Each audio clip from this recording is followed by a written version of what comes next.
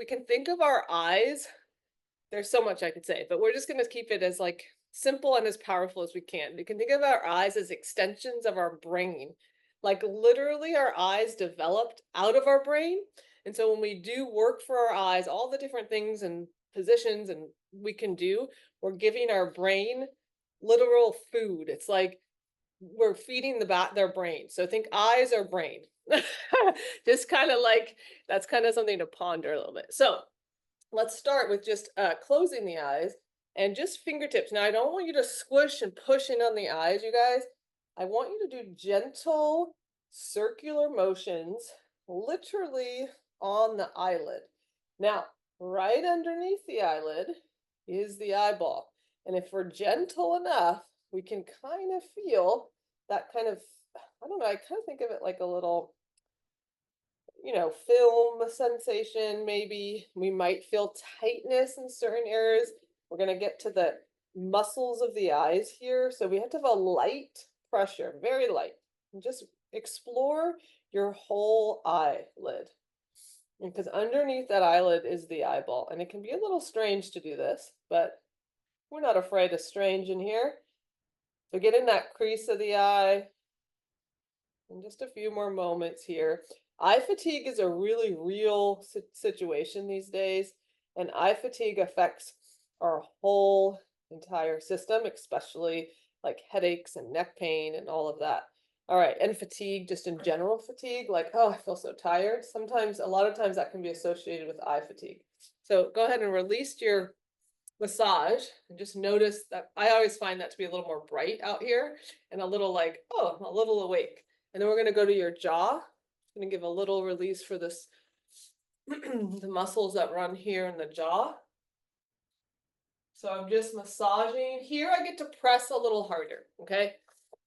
A little different tissue, obviously. And we're just pressing in. And maybe feeling for, again, tension, getting to know your body. Is one side more tense than the other? And then I want you to go under the jaw like so. And not too hard here, lightish pressure, just under from the chin to the back of your ear. And then we'll go from the back of the ear down to your collarbone.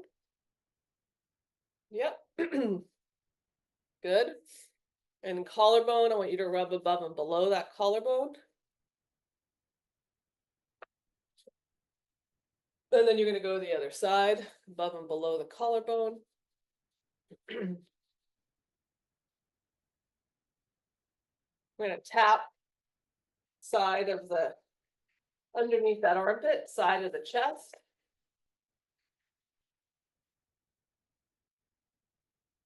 Other side.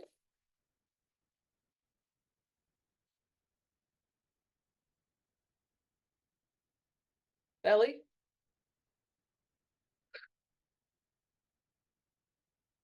Solar plexus region. Front of the groin.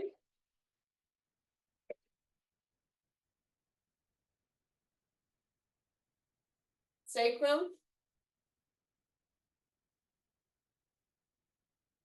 Back of the knees, up and down behind the knees. And then tap behind the knees 10 times. 1, 2, 3, 4, 5, 6, 7, 8, 9, 10.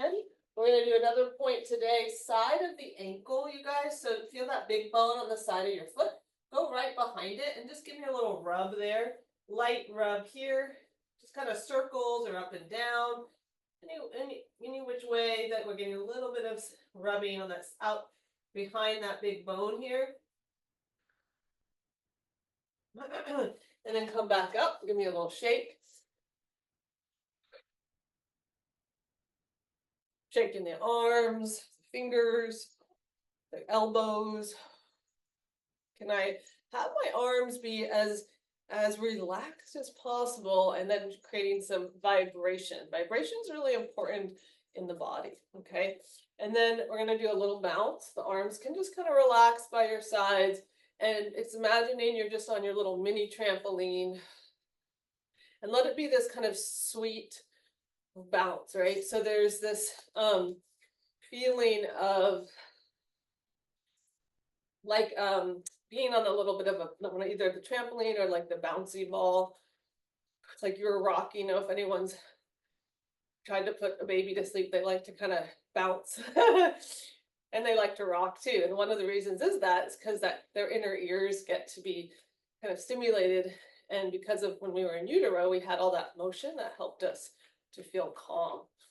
So still as adults, it's good for us. All right, close your eyes and keep bouncing. We'll go 10, 9, 8, 7, 6, 5, 4, 3, 2, 1, and rest.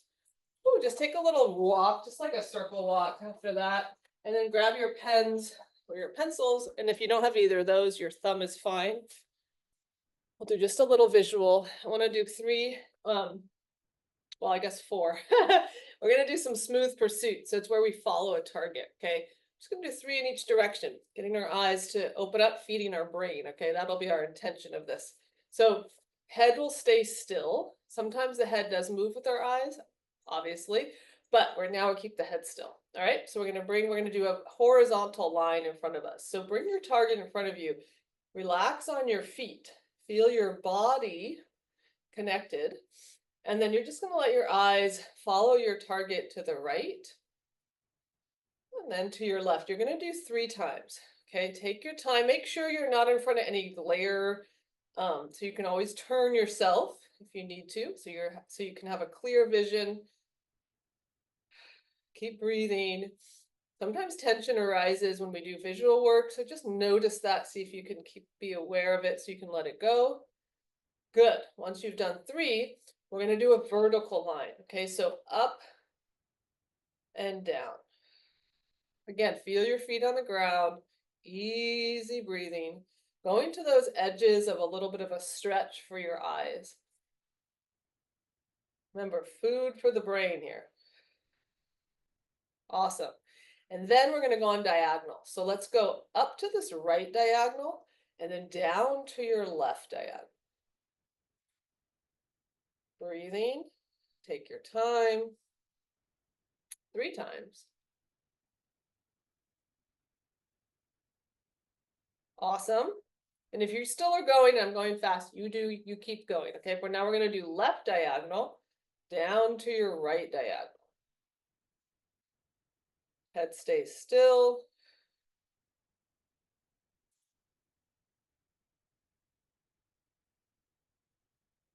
Awesome. Okay, last one here. We're going to do something called a pencil push-up. We're going to do it to the tip of the nose today. And sometimes this can be like the eyes can get a little, we're just going to do 3. Sometimes they can kind of go, ah. So if that's the case, make it small. You don't have to come all the way in. A goal is to come in. So the eyes come in. It's called convergence. And then when we take the pen away, it's called divergence. Okay, so you bring your pen straight, line it up with the tip of your nose. Again, look at your target. So really clear target. And then bring that target all the way and keep following with your eyes until you come to as close as you can to the tip of the nose. If it doesn't make it all the way, that's fine. If you need to stop before then, that's okay. And then back out. So if it starts to go really blurry or double, you can pause there, okay? You're breathing, feet on the ground. Last one, take your time. Stay with your targets best you can. And rest. Awesome, nice job.